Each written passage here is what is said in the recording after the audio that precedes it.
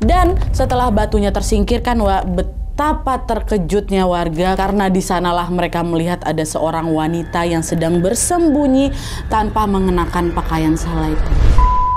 Hai, wassalamualaikum warahmatullahi wabarakatuh. Terima kasih sudah klik video ini. Oke, jadi di malam minggu ini seperti biasa aku akan menemani kalian dengan membawakan sebuah kisah kriminal yang pernah menggemparkan Indonesia pada tahun 2018 kemarin, Wak. Kasus ini adalah tentang penculikan seorang gadis di bawah umur yang dilakukan oleh seorang kakek tua yang berprofesi sebagai seorang dukun. Nah, katanya, Wak, penculikan itu terjadi karena pelaku ini ingin menumbalkan korban demi bisa memperkuat ilmu perdukunannya. Jadi pada suatu hari yang cerah, korban ini tiba-tiba menghilang dan tidak diketahui keberadaannya selama kurang lebih 15 tahun, Wak. Dan setelah 15 tahun berlalu, pihak keluarga ini pun akhirnya berhasil menemukan korban dalam keadaan yang amat sangat menyedihkan. Dan sebelum aku masuk ke ceritanya juga, aku mau disclaimer bahwa informasi yang aku sampaikan di sini aku rangkum dari berbagai video dan juga artikel yang ada di internet, Wak. Jadi kalau misalnya ada beberapa informasi yang terlewat atau juga mungkin ada yang keliru, kalian boleh tambahin aja dan perbaiki di kolom komentar di bawah ya. Jadi sekarang tanpa berlama-lama kita langsung masuk aja ke ceritanya. Check it out.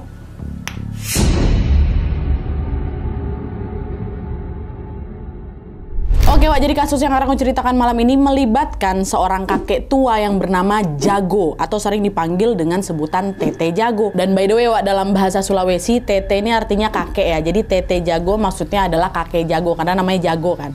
Nah, Tete Jago ini, Wak, tinggal di desa Bajugan, Toli-Toli, Sulawesi Tengah. Dan ketika kasus yang melibatkan dirinya ini mencuat, dia sudah berusia 83 tahun. 2018 dia 83 tahun ya. Nah, di lingkungan tempat tinggalnya ini, Jago ini dikenal sebagai seorang dukun yang memiliki sebuah kemampuan supranatural, Wak. Dimana katanya dia ini bisa menerawang barang-barang yang hilang, bisa mengobati orang sakit, dan juga bisa menguasai ilmu gaib lain, macam santet atau juga pelet. Nah, pada masa itu masyarakat di desa Bajugan ini sering tuh datang ke rumahnya Jago ini untuk meminta bantuan. Dan hampir semua pasien yang datang ke sana selalu puas lah gitu sama servis yang memang diberikan sama si Jago. Karena dia ini selalu bisa memenuhi apapun permintaan dari pasiennya. Nah, berkat kemampuannya itu, Wak, Jago ini tidak hanya dikenal sebagai dukun biasa, tapi dia ini juga dianggap sebagai salah satu tokoh yang sangat disegani lah gitu di desanya waktu itu. Tapi yang namanya praktek perdukunan, Wak, tentu ya Jago ini tidak bisa mendapatkan ilmu supranaturalnya secara cuma-cuma ya kan. Adalah itu ritual-ritual khusus yang harus dia lakukan supaya kemampuannya ini jadi makin kuat dan juga supaya bisnis perdukunan itu jadi makin laris lagi. Nah, salah satu ritual yang harus dilakukan sama Tete Jago ini adalah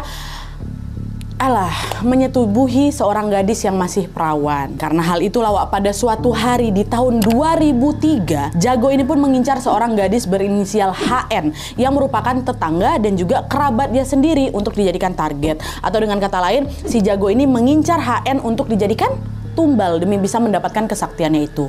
Nah, ini sedikit informasi aja tentang HN, Wak. Jadi HN ini adalah seorang anak remaja yang kala itu di tahun 2003 itu dia masih berusia 13 tahun. Ayahnya HN namanya Pak Makmun. Terus salah satu kakak perempuannya HN ini namanya Devi. Sementara untuk ibunya aku nggak nemu, Wak, nama ibunya ini siapa ya. Nah, Kak Devi ini atau kakaknya HN itu menikah dengan seorang laki-laki bernama Unding.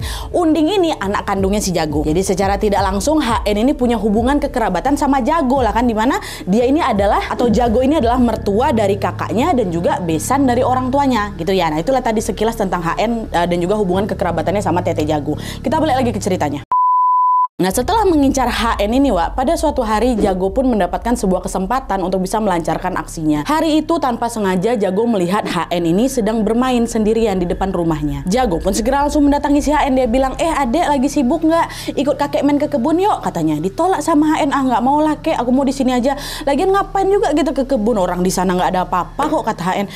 Jangan salah kamu, di kebun itu ada tempat yang indah kali loh. Nanti kakek tunjukin sama kamu, dan kalau kamu mau ikut, kakek nanti bakal beliin kamu hadiah, kata dia. Nah, karena iming-iming kayak gitu, Wak, HN ini pun akhirnya terbujuk dan langsung mengiyakan ajakan itu. Ya udahlah kek, aku mau, katanya. Nah, selain karena tergiur sama hadiah, Wak, di situ HN juga sempat ngebatin, nggak mungkin lah kakek ini punya niat jelek sama aku.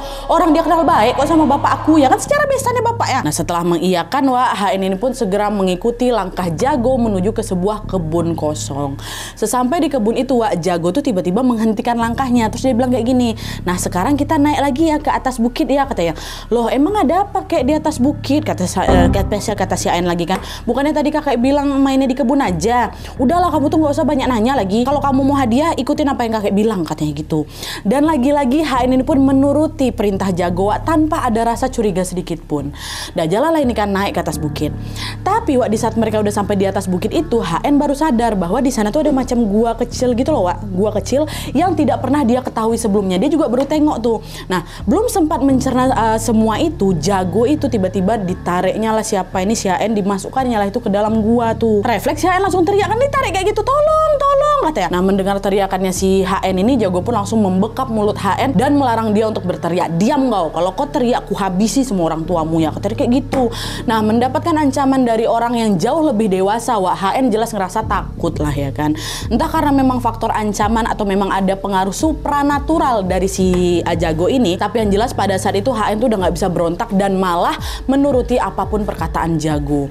Dan ketika HN ini sudah tidak berontak lagi, disitulah Jago pun mulai melancarkan aksi bejatnya, Nah, terjadilah kayak gitu kan. Dan setelah dia puas melampiaskan nafsu bejatnya itu, di sana Jago langsung melarang HN untuk pulang dan dia malah menyekap HN di dalam gua itu, ditaruh di dalam gua tuh. Dah balik dia, tapi HN tetap di situ, Nah, di sisi lain mengetahui HN yang tidak pulang ke rumahnya, keluarganya cemas lah kan, termasuk Pak Makmun bapaknya. Pak Makmun langsung segera mencari HN dengan menanyai beberapa tetangga, tapi tidak ada satupun juga dari mereka yang tahu di mana HN ini berada, Pak Makmun terus tuh berusaha lagi mencari HN dan juga berkeliling di seluruh penjuru desa, tapi tetap juga tidak, si HN ini tidak dikunjung ditemukan. Nah, karena nggak ketemu-ketemu inilah, berita tentang hilangnya HN ini pun mulai menyebar lah dari mulut ke mulut di desa itu kan, dan langsung menggegerkan warga desa Bajugan. Nah, di situ mereka tuh akhirnya ikut juga nih mencari keberadaan HN selama berhari-hari, tapi upaya itu juga tidak kunjung membuahkan hasil. Dan meskipun HN sudah hilang tanpa kabar berhari-hari, pihak keluarga tuh nggak berniat untuk melaporkan hal ini sama polisi sayangnya. Yang ada saat itu mereka malah lebih memilih pergi ke rumah Dukun Jago dan mau minta tolong sama dia supaya dia mau menerawang keberadaan HN. Nggak heran juga kenapa Pak Makmun ini menanyakan hal itu ke besannya si Jago ini, karena kan dia memang dukun yang lumayan terkenal dan disegani kali di sana ya kan. Apalagi dia besannya juga adik dari mantunya, tentu ya pasti lebih ke Dukun Jago duluan lah gitu kata Pak Makmun. Nah, disitulah Jago langsung memanfaatkan kesempatan itu untuk menutupi itu semua. Dia bilang kayak gini, maaf Pak Makmun, saya harus menyampaikan sebuah berita buruk. HN sudah menghilang ke suatu tempat yang sangat jauh dan dia tidak akan pernah kembali lagi. Itulah kata Dukun Jago tuh. Yang betul lah Pak, emang dia pergi kemana, sama siapa? Saya nggak tahu nih detailnya kayak gimana ya, tapi yang jelas dia tidak akan pernah kembali lagi, kata si Jago kayak gitu. Nah, di situ Pak Makmun tuh nggak langsung percaya untungnya. Firasatnya mengatakan bahwa suatu hari nanti HN ini pasti bakal kembali lagi dalam keadaan hidup dan dalam kondisi sehat walafiat. Nah, karena keyakinan itulah Pak Makmun ini pun dengan sabar menunggu HN pulang hingga tanpa terasa 2 tahun berlalu.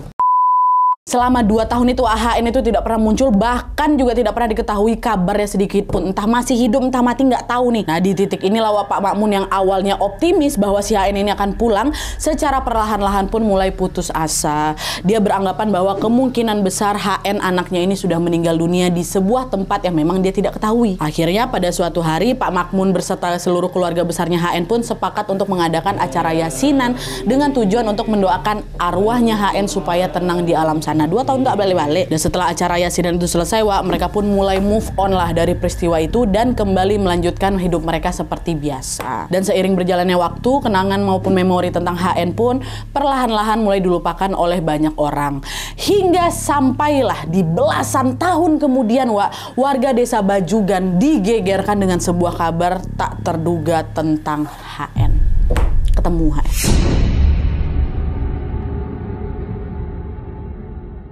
Nah, jadi ceritanya pada hari Sabtu tanggal 4 Agustus tahun 2018, Devi ini kakaknya HN, masih ingat kan? Menantunya si Dukun Jago nih. Pada tanggal itu dia terlibat cekcok yang cukup serius sama Jago, sama si mertuanya ini. Nah, cekcok itu bermula dari ketidaksetujuan Devi dengan rencananya Jago yang berniat mewariskan keahliannya di bidang perdukunan itu kepada Unding, which is suaminya. Dia nggak setuju suaminya jadi dukun juga. Nah, di sisi lain Jago ini tetap kekeh dengan rencananya, kok nggak usah ikut-ikut urusan aku. Unding tuh anak aku dan aku tuh berhak mewariskan ilmuku sama dia. Nah, nggak tahan dengan pertengkaran itu, akhirnya Devi pun memutuskan untuk curhatlah ke bapaknya, ke Pak Makmun. Nah, selain dia bercerita tentang perselisihannya sama mertuanya ini, Wak, sama si Jago ini, di situ Devi juga mengungkapkan sebuah rahasia besar yang selama ini dia tutupi dengan sangat rapat, Wak. Wak, nih ya, Devi bilang apa? Pak, aku mau jujur sama Bapak. Jadi HN yang selama ini Bapak anggap sudah meninggal, sebenarnya belum meninggal, Pak. Dia masih hidup dan dia sedang disekap di sebuah goa oleh seseorang yang Bapak kenal. Itu kata Devi, merinding aku. Devi tahu, Wak. Syok lah Pak Makmun.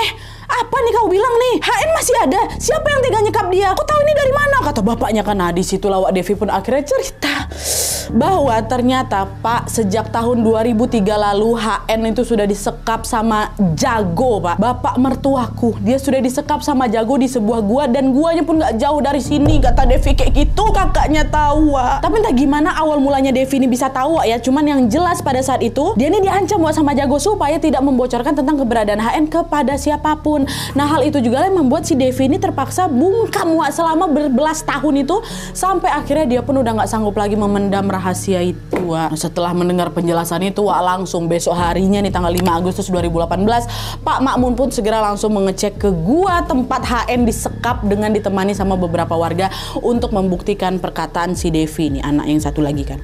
Dan setibanya di sana, Wak, warga melihat bahwa gua itu ada terus ditutupi, Wak, sama batu-batuan besar gitu, sehingga mereka tidak tahu nih ada apa di dalam gua tuh kan.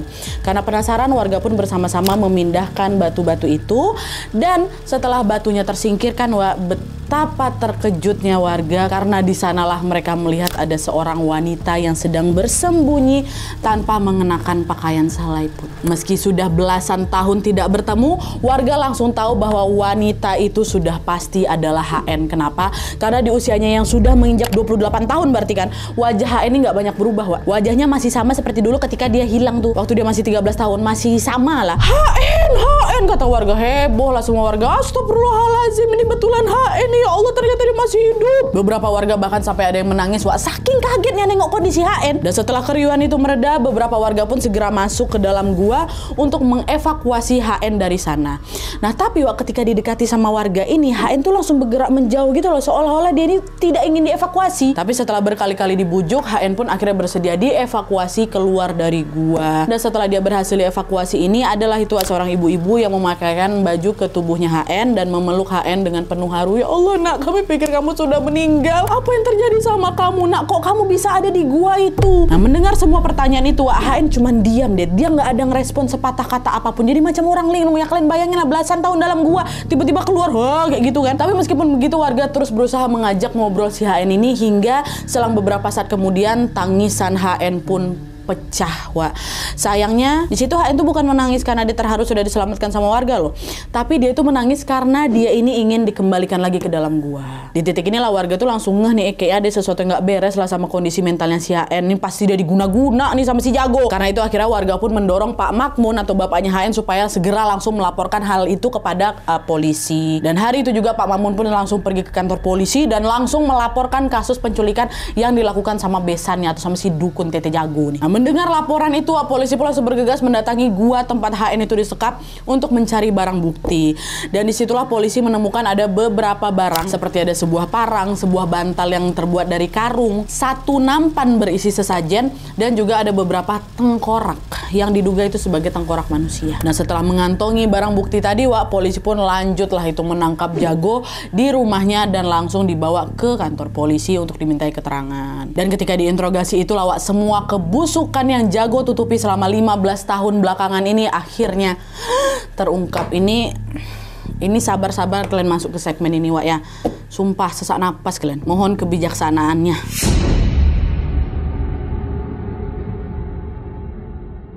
Nah, jadi, Wak, setelah berhasil menangkap Jago, polisi pun langsung kan pastinya mencecarnya dengan berbagai pertanyaan. Hei Jago, halo, kok apakan si HN? Kenapa kok tega sekap dia? Apa salah dia sama kau, ha? Ngapa kok tega kayak gitu sama dia? Pertama, Jago ini masih berkilah, Wak. Didesak terus sama polisi. Akhirnya Jago pun mau menceritakan apa saja yang sudah dia lakukan terhadap HN ketika menyekap HN di dalam gua tuh. Detail dia ceritain, Wak. Nah, jadi di situ Jago mengaku bahwa selama 15 tahun belakangan, Wak, dia ini sudah berkali-kali memperkaos HN ya. Dimana selama aksi itu terjadi, Wak Jago ini selalu memanipulasi pikiran HN supaya HN ini tidak memberontak. Manipulasi gimana Nadia? Jadi katanya Wak, setiap kali dia melakukan aksinya itu, si Jago ini selalu memberikan selembar foto seorang laki-laki asing kepada HN. Dia bilang, halo HN, kalau kamu tidak menyukaiku karena aku sudah tua, bayangkan saja kamu itu sedang melakukan ini dengan laki-laki muda yang ada di foto ini. Laki-laki ini kamu tahu siapa? Dia adalah Jin Amrin, yaitu makhluk halus yang selama ini sedang menjagaku. Apabila kamu tidak mau berhubungan badan denganku, maka Jin Amrin ini bakal marah nih, dan dia bakal ngabisin nyawa kamu loh, dia bakal bunuh kamu loh, mau kamu? Entah ada pengaruh supranatural atau murni karena takut Wak ya, tapi yang jelas HN awalnya yang berontak ini, akhirnya yang menurut ketika diminta untuk kayak gitu sama si Jago. Nah, karena HN ini bisa dimanipulasi, Jago pun tidak menyia-nyiakan kesempatan itu, dimana dia akan selalu melakukan aksi itu setiap hari Wak dalam gua tuh, tau kalian? Dan biar kalian tahu lagi Wak ya, selain di dalam gua, Jago ini sering melakukan hal itu juga di sebuah gubuk yang ada di belakang rumahnya. Yang memang gubuk ini sengaja dia buat HN. Jadi kadang dia sekap kayak di gunung, kadang dia bawa balik ke rumah Wak, nggak ada orang yang tahu. Rumah sama gue kan beda tempat ya. Dia bawa kayak gitu. 15 tahun kayak gitu nggak ketahuan Wak. Dan setelah berkali-kali digitu sampai si Jago, tibalah suatu masa Wak, HN ini hamil. Nah, mengetahui kalau korbannya ini berbadan dua, Jago udah langsung berniat untuk menggugurkan kandungannya si HN itu Wak. Waktu itu Jago meminta HN meminum sebuah jamu racikan yang terbuat dari daun-daunan kayak gitu, yang berfungsi sebagai penggugur janin lah kayak gitu kan. Nah, awalnya HN itu nggak mau minum racikan itu, tapi karena Jago itu terus-terusan maksa, terus-terusan ngancam, akhirnya HN pun terpaksa menurut dan juga menggugurkan calon anaknya Wak. Dan parahnya lagi Wak, aksi keji yang dilakukan sama Jago itu nggak cuma terjadi satu kali aja tentunya, tapi terjadi secara berulang-ulang. Kehamilan itu nggak cuma sekali, 6 kali. Jadi selama 15 tahun disekap itu Wak, HN itu sudah hamil sebanyak 6 kali dan semuanya digugurin paksa sama si Jago. Gak sampai di situ, biadabnya lagi nih, siapa nih?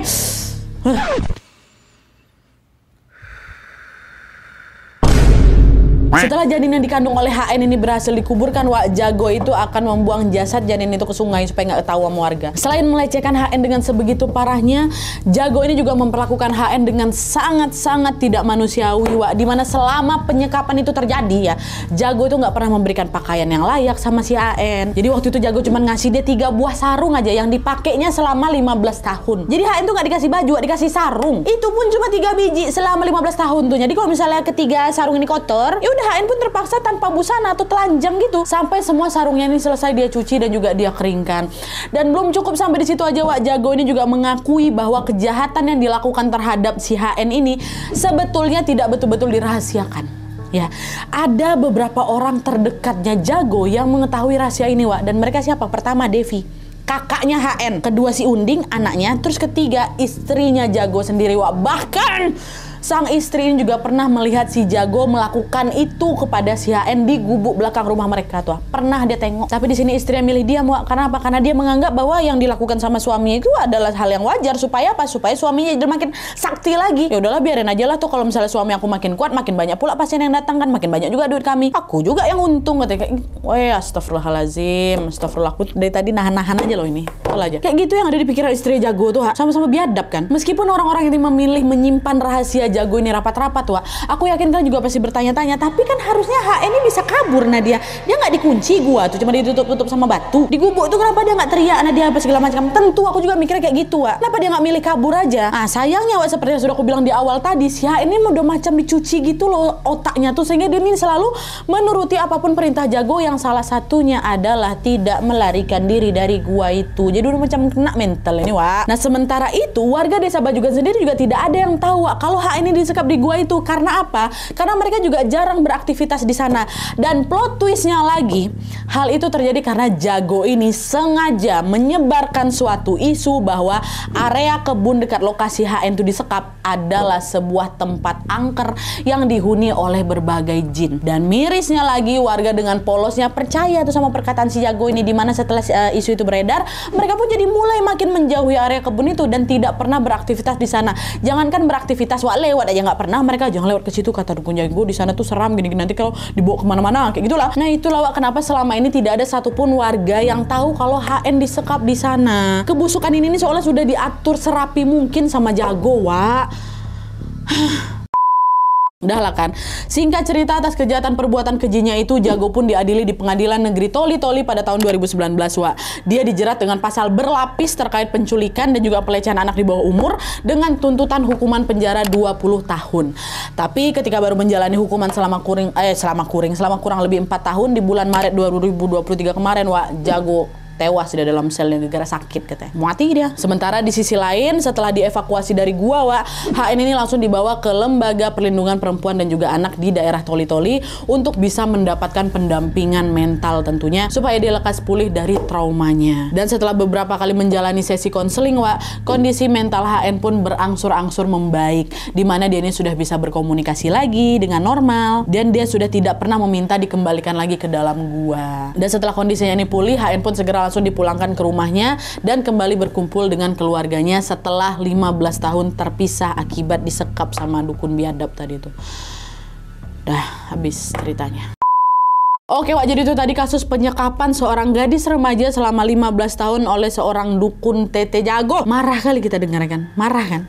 Kok bisa ya ada orang sejahat dan sekejam Jago nih loh? Menculik HN aja udah salah. Ini tambah lagi disekap, dilecehkan, diminta gugurkan kandungannya secara paksa 6 kali pula berturut-turut. Ya Allah, astagfirullahaladzim, betul-betul definisi semua tindakan kejahatan tuh kayak diborong gitu loh sama dia. Wah, aku nggak kebayang itu gimana sedihnya si HN, Wak. Dia ini harusnya sekolah kan, bisa bersekolah kayak teman-temannya, bisa bermain dengan teman-temannya juga, bisa mengejar mimpinya, tapi dia terpaksa kehilangan semua kebebasan itu karena dia bertahun-tahun disekap di sana. Bahkan hukuman 20 tahun penjara yang dijatuhkan kepada si Jago itu belum setimpal loh dengan kebebasan yang sudah dia renggut ke si HN nih. Harusnya bisa lebih dari situ nggak sih?